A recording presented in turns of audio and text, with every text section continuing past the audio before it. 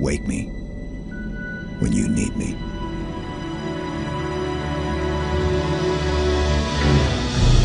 Halo has a magical feel to it that is unlike any other game. To what degree do we need to rework great work that's already been done? What do we keep? What do we throw away? What do we add? Equally, we want this to be our Halo game and the first Halo game that 343 has developed. We've really focused on trying to craft these moments that live up to the legacy of the Halo experience. We're working within the constraints of what makes Halo Halo, but trying to make every aspect of it bigger and better.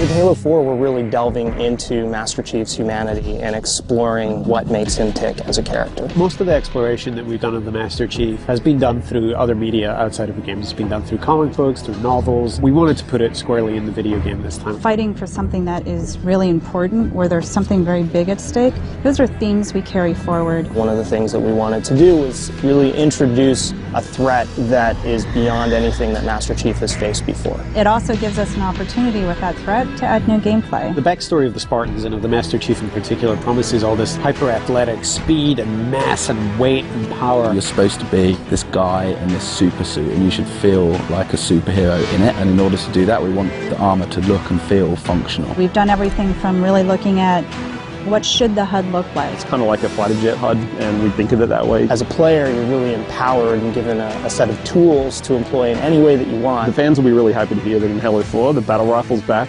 It's the old burst fire precision weapon that they know and love. All weapons, vehicles and enemies have all been updated graphically. A lot of that is just in service of the experience we're trying to create. We want you to feel like you could step right into that world. We're trying to bring that across in multiplayer, that there's this whole universe out there and you get to play in all these cool locations. We're absolutely creating multiplayer levels from scratch. So these are not play spaces that are recycled from the campaign. They're purpose-built with competitive in mind. The two maps that we're going to be showing are Warhouse and Wraparound.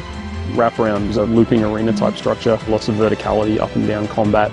Warhouse is like an abandoned military base which has got a giant mech being constructed in the center of it. We've always had this sort of schism between multiplayer and campaign. And the campaign was completely wrapped in fiction, and multiplayer just wasn't. The Spartans in multiplayer are Spartan 4s. These are the newest breed of Spartan. We've created a fairly compelling and fairly convincing reason why red Spartans can fight blue Spartans. There's other parts to our multiplayer experience that'll be coming in the future. With Halo 4, we've tried to create a more cinematic approach to the experience in everything that we do. We have a completely new audio team building all of the sound effects from scratch.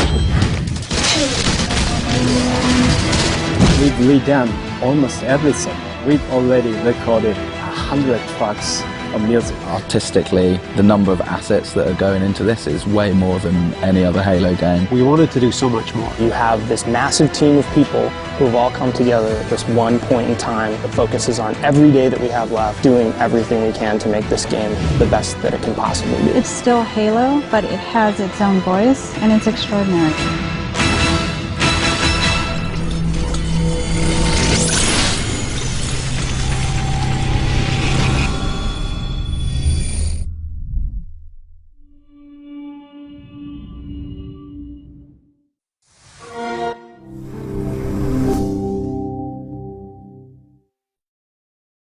Work here, bros. The reason why I came to 343.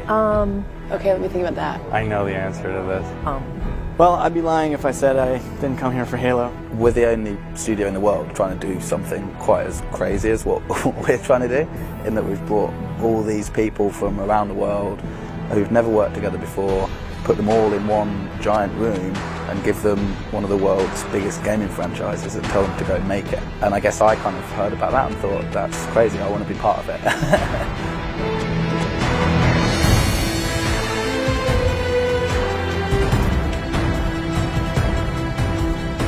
For me, it's all about the ending of Halo 3. I had a once-in-a-lifetime opportunity to change the fate of Master Chief. Everybody here likes Halo. A lot of people like it a lot. I remember taking 2 days off of work to play Halo 1. The idea of being able to play a part in defining the future of the Halo universe was exciting and terrifying at the same time. I came from feature animations, so to move to games seemed to be like the perfect fit. Everyone comes here from a successful career somewhere else. When I talked with the art director, Kenneth Scott, I asked him, why are you working here? And he immediately answered, for the team. As exciting as the Halo universe can be for somebody who's a big fan of monsters, big fan of science fiction, big fan of FPSs, it was really the people that I got excited about working with. I love Halo. I've always wanted to work on it, but to be honest, like whenever I found out that Spark was working here, I was in.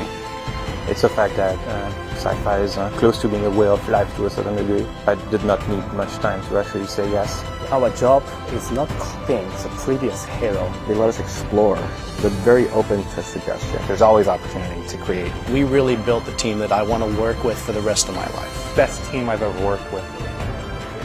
So for me, one of the biggest reasons to come to 343 was that I could work on a video game my parents had actually heard of.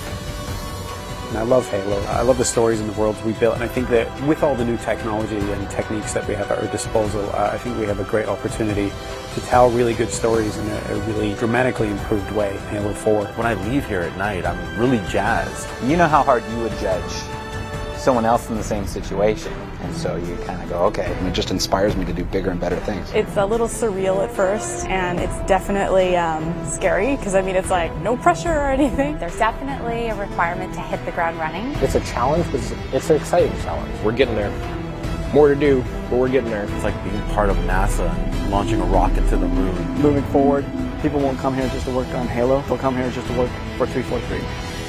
We're working very hard to finish Halo 4, but longer term we have aspirations to become the best game studio in the world, and I think that is essentially what we're constantly working towards and aiming towards. That I think drives all of us towards success.